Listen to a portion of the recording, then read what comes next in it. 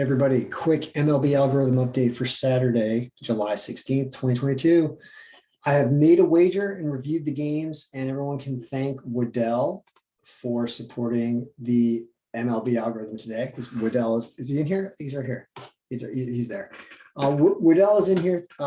Thank you for supporting this. That's the reason why I whooped out the computer at my kids' hockey practice and actually updated this for everybody. So let's talk about today and let's talk about my wager because I think to do this in a healthy way, at least a healthy way for me to do this, is to put in some effort to get the file up either the night before or earlier the day of with confirmed lineups. And then I like to make like one wager. I don't want to live bet all day. Like there's other things to do and I get really anxious just trying to pay attention to it all the time. It's like trading stocks almost. It can be really intensive, or you can just use it for what it's worth, make a wager throughout the day or at the beginning of the day, and then just watch it throughout the day. So I've done that. And what I wagered on, I wagered $50. That's almost more than enough for me in a day nowadays. Until I have a big win, I'm not going to be betting. I'm going to be betting less than 100 and probably less than 50 every day until I hit one of these. It's been weeks since I've hit one of these. I think I went almost the entire month of June without hitting a full 7, which is a long time. But I haven't been wagering all that much too. But still, it's due. So as soon as I do, I'll probably up my wager. But I'm just going to keep it low because if you lose this $50, it's like a dinner out or something with 2 people probably. But it's not that much. So this is the way I do this. I expect to lose all of these essentially, and that's fine. But what did I wager on? And hopefully we won't lose all of these. There's 8 picks on here. I've got the over in the White Sox game, an alternate over really. I have St. Louis scoring more than 4.5 runs. I have the Mets in the Taiwan Walker versus Stroman pitching game. There's 2 games today between the Mets and the Cubs. I have an over in Seattle team runs of over 4.5. Have an over in a Detroit Cleveland game of over 8. Have the Orioles to win, the Brewers to win, and the Dodgers to cover 1.5. All those things result in $2,700 or so. If you can hit all of them, I'm not going to click on a loss, but I'll just tell you, if you lose one of these games, your payout is dropping by like $2,000. Like you have to hit a lot of these to get this right, but you can still make money going like 6-2. 5-3 will probably break you about even or lose a little bit, but 6-2 will win money for sure. 7-1 will win a lot of money, and 8-0 will win $2,700. So why did I choose those games and what's in here?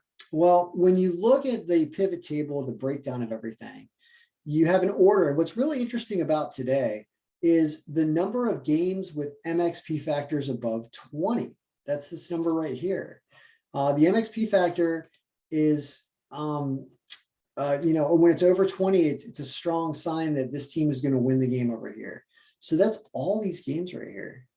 Look at that. Even Colorado is at 20 essentially. But that's 13 games. That's the most I've ever seen above 20. I can remember in recent memory. But of course, you'll want to focus on the games with the higher MXP factors as well. So there's almost kind of a shaded cutoff here at about 55. And then there's a chunk between 30 and 20. So it looks like there's 6 or 7, 7 picks that are between 30 and 20, and only 5 picks that are above 50 essentially. So the one with the best line is Seattle. Then followed by the Mets in one of those games. The Mets are favored in both of the games of the doubleheader. Toronto against that really weak Kansas City lineup with AAA players because Kansas City's vaccination status in Canada and all that going on there. Houston has Verlander going against Oakland, and that's why that line is ridiculous. So these lines are tough up here. But what I saw in the breakdown and why I bet a lot of overs is I saw some mismatches with teams that are supposed to win, and also their ability to score and the weather and the pitcher they were going against. And so I mentioned St. Louis here. It says St. Louis wins this game 7-3. I'm gonna glance at this in the Excel file. It's a little easier to browse and stuff. So we'll go to the matchup sheet here. So the St. Louis game, it has Miles Mikolas. It has the St. Louis hitting Lodolo's 4.4 ERA and Cincinnati's bullpen for 6 runs or so. So in that sense, it was over 4.5 runs was the wager for St. Louis, even though they're at home and they might get a smaller lead and not score. That's something I have to deal with, but strong pick on here. So it's kind of like, all right, I didn't want to take the minus 175. I was looking for something with better odds because the odds obviously do matter. And St. Louis over 4.5 runs is minus 105. So I'm looking for them to win the game. If they lose the game, hopefully they get more than 4.5 runs. St. Louis, Minnesota game had a heavy projected over, or I'm sorry, White Sox and Minnesota game had an over situation, making this a 7-4 game because Lance Lynn's ERA is not the pitcher of yesteryear, and Dylan Bundy also will give up some runs. So predicted 11. So I'm assuming it gets to 11 because both of these are about 11, 10.7 or rounding up to 11. Hopefully it gets there. It was a good line as well. So I went for an over in that game rather than picking a team. The Mets game, the Seattle team was supposed to win. Detroit and Cleveland has it as a 4-4, 5-4 game. I actually suspect Detroit might actually upset in that game. If you look at the MXP factor on that game, and then we'll break it down for a second.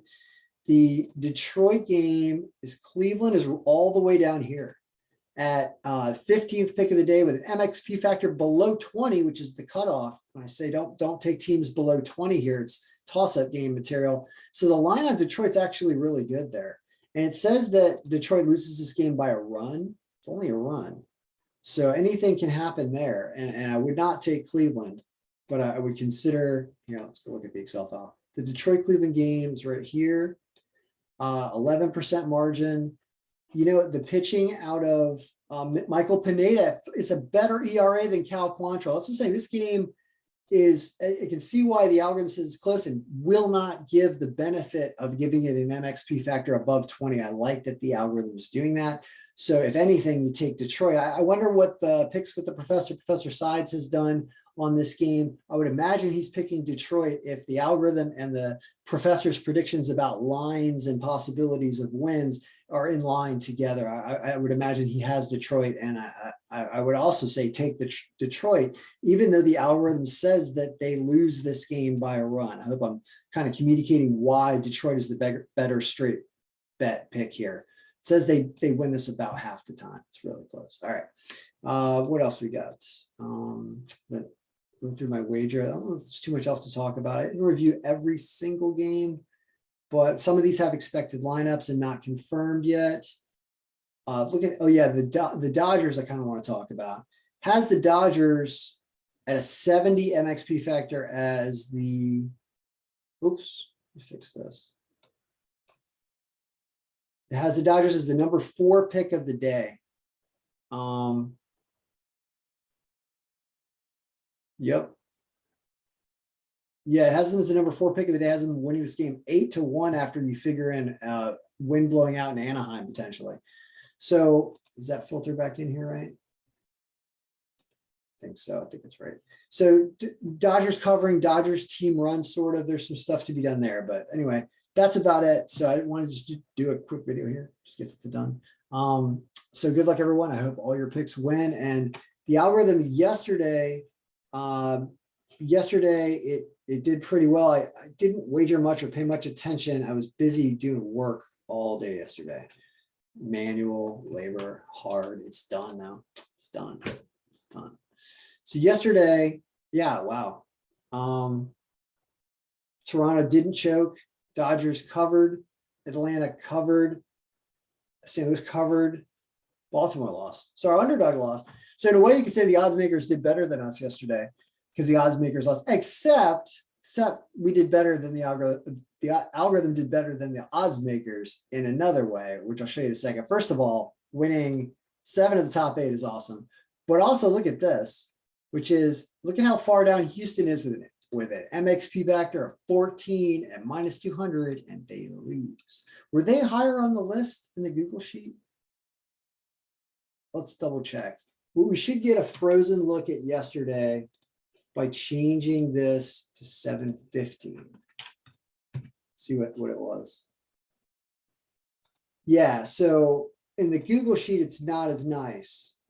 And Baltimore's still up here, but here you had Miami and the Yankees still at MXP factors below 20. Oh my God. I can't remember in the video I did what was on there and what was over 20, but isn't that fascinating? that the losses stop below MXP factor 20 and just Baltimore loses a close 1-5-4, which I think they led at one point also. I am not complaining about what the MXP factor is doing.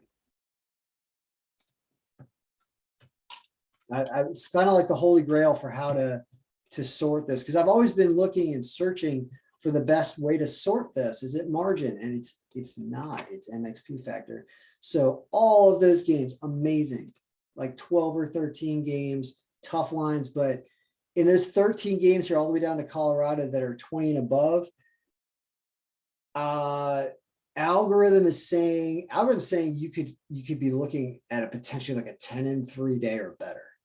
That's what those MXP factors means, that you should be going on average like 3-1 with the MXP. So if there's 12 games, call it, then you should be going 9-3, right? So St. Louis and above, I'm not calling it because, anything can happen any day, but I didn't see any reasons not to take any of these teams to win. I didn't look at the Yankee game. They just got upset by Boston yesterday. And Minnesota's close. What's underdog? Well, whatever. I've talked too much. Good luck, everybody. May all your picks be winning. Stop. And whatever you take, let it win.